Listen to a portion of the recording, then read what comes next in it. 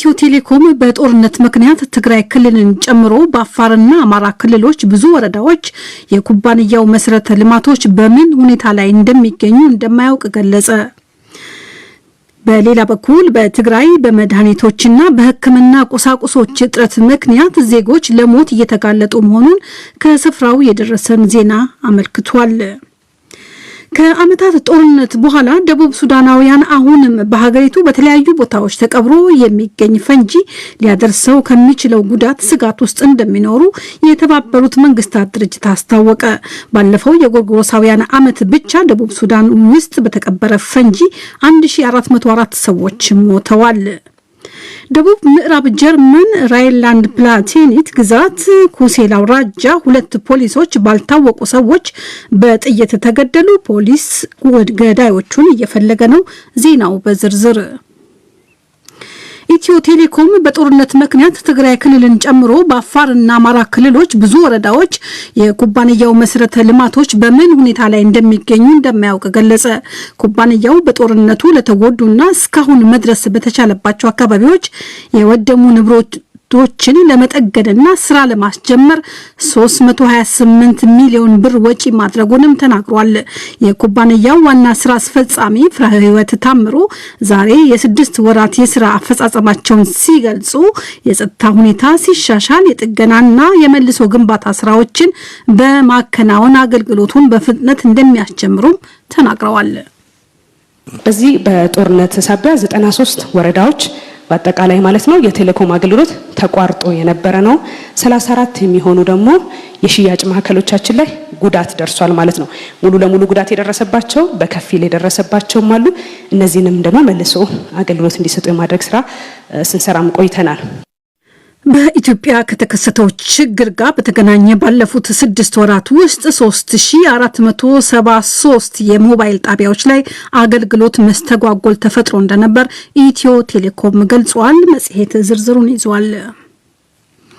በትግራይ በመድኃኒቶችና በሕክምና ቁሳቁሶች እጥረት ምክንያት ዜጎች ለሞት እየተጋለጡ መሆኑ ተገለጸ። በትግራይ ክልል መንግስት መድኃኒት መሸጫ ቤቶች በአብዛኛው መድኃኒት የሚባል ነገር የላቸውም ተብሏል። ከመቀሌ የደረሰን ዜና እንደሚያመለክተው በትግራይ ክልል የሚገኙ ሆስፒታሎች በሕክምና ቁሳቁስ እጥረት አገልግሎታቸውን እያቋረጡ ነው። በመቀሌ ከተማ የህዝባዊ መድኃኒት ቤት ስራ አስኪያጅ አቶ ቴዎድሮስ አባዲ እንደተገለጹት ካለ መድኃኒት መኖር የማይችሉ እንደ ስኳር፣ ደም ብዛትና ኮሌስትሮል አይነት ህመምተኞች ጉዳይ አሳዛኝ ነው ብለዋል። ጥሩ ከሚባሉት ፋርማሲዎች በስቶክ የታወቀ ነበር። አሁን ግን በየቀኑ የሚወሰዱ መድኃኒቶች የሉም ማለት ይቻላል።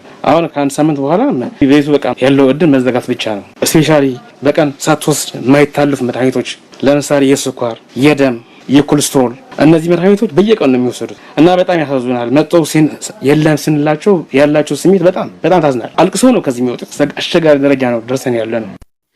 ይሁንና ዓለም አቀፉ ቀይ መስቀል ማህበር ካለፈው መስከረም ወር በኋላ ለመጀመሪያ ጊዜ ባለፈው ሳምንት ወደ ትግራይ ክልል መድኃኒት ማስገባቱ ተያይዞ ተዘግቧል። መጽሔት እንዲሁ ዘገባውን ይዟል። አድማጮች በመከታተል ላይ ያላችሁት ከጀርመን ቦን ከተማ ከሚገኘው ዶይቼ ቬለ በቀጥታ የሚሰራጨውን የምሽቱን የዓለም ዋና ዋና ዜና ነው። የግብጽ ባለስልጣናት ያለ ቅድ ግብጽ ካረፈ አውሮፕላን በረራ በኋላ የደረሰበት ያልታወቀውን የሙስሊም ወንድማማች አባል ያለበትን ቦታ እንዲገልጹ ዓለም አቀፉ የሰብአዊ መብት ተሟጋች ድርጅት ሂዩማን ራይትስ ዎች ዛሬ በይፋ ጠየቀ። ሆሳም ሜኑፍ ሰላም የተባለው ግብጻዊ ጥር 4 ቀን ከካርቱም ወደ ኢስታንቡል በቀጥታ በረራ ሲጓዝ ሳለ አውሮፕላኑ ያለቀዱ በደቡባዊ ግብጽ በምትገኘው ሎክሶር ላልተወሰነ ጊዜ እንዳረፈ ዓለም አቀፉ የሰብአዊ መብት ተሟጋች ድርጅት ሂዩማን ራይትስ ዎች አስታውቋል። ዋና መቀመጫውን ካርቱም ላይ ያደረገው የሱዳን ባድር አየር መንገድ በበኩሉ አውሮፕላኑ በጭነት ክፍሉ ውስጥ የጭስ መመርመሪያ ስርዓቱ ከጠፋ በኋላ አውሮፕላኑ ያለቀዱ እቅድ ማረፉንና ይህ የተለመደ አሰራር ነው ሲል ክሱን ማጣጣሉ ተዘግቧል። የግብጽ የሀገር ውስጥ ጉዳይ ሚኒስትር ቆየት ብሎ ባወጣው መግለጫ ደግሞ ሜኑፍ ምርመራ እስኪደረገለት ድረስ እስር ላይ ይገኛል ብሏል። በጉልበት አንድን ግለሰብ መሰወር ወንጀል ነው ያለው የሰብአዊ መብት ተሟጋቹ ድርጅት የግብጽ መንግስት ሆሳም ሜኑፍን የት እንደሚገኝ በአስቸኳይ ይፋ እንዲያደርግና ጠበቃውና ቤተሰቡ እንዲያገኙት እንዲፈቅድ ሲል አሳስቧል። የግብጽ ሀገር ውስጥ ሚዲያዎች እንደዘገቡት ደግሞ በስር ላይ የሚገኘው ሜኑፍ ግብጽ ህገወጥ ነው ያለችው የሙስሊም ወንድማማች ቡድን ሸሪክ ነው ተብሎ የሚታመነው የታጣቂው ሐሳን ቡድን ግንባር ቀደም ሰው ነው። የግብጽ መንግስት ተቃዋሚ ፖለቲካ አቀንቃኞች በበኩላቸው የሱዳን አውሮፕላን ግብጽ ውስጥ ያለቅድ ማረፉ በግብጽና በሱዳን መንግስት መካከል ያለውን የቅርብ ትብብር የሚያሳይ እንደሆነ ይጠቁማል ሲሉ ቅሬታቸውን ገልጸዋል። በሰሜናዊ ምስራቅ ኬንያ በሶማሊያ ድንበር አቅራቢያ በታጣቂዎች በተፈጸመ የቦምብ ጥቃት ቢያንስ 10 ሰዎች መገደላቸውን ፖሊስ አስታወቀ። ኬንያ በሶማሊያ ዋሳኝ ማንዴራ ከተማ አካባቢ የተፈጸመው ጥቃት የደረሰው በአንድ የህዝብ ማመላለሻ ተሽከርካሪ ላይ ነው። የህዝብ ማመላለሻ ተሽከርካሪው በተደጋጋሚ የታጣቂዎች ጥቃት ወደሚያጋጥማት በሰሜናዊ ምስራቅ ኬንያ ወደምትገኘው ማንዴራ ከተማ እያመራ ነበርም ተብሏል። ለጥቃቱ እስካሁን ኃላፊነትን የወሰደ ወገን የለም።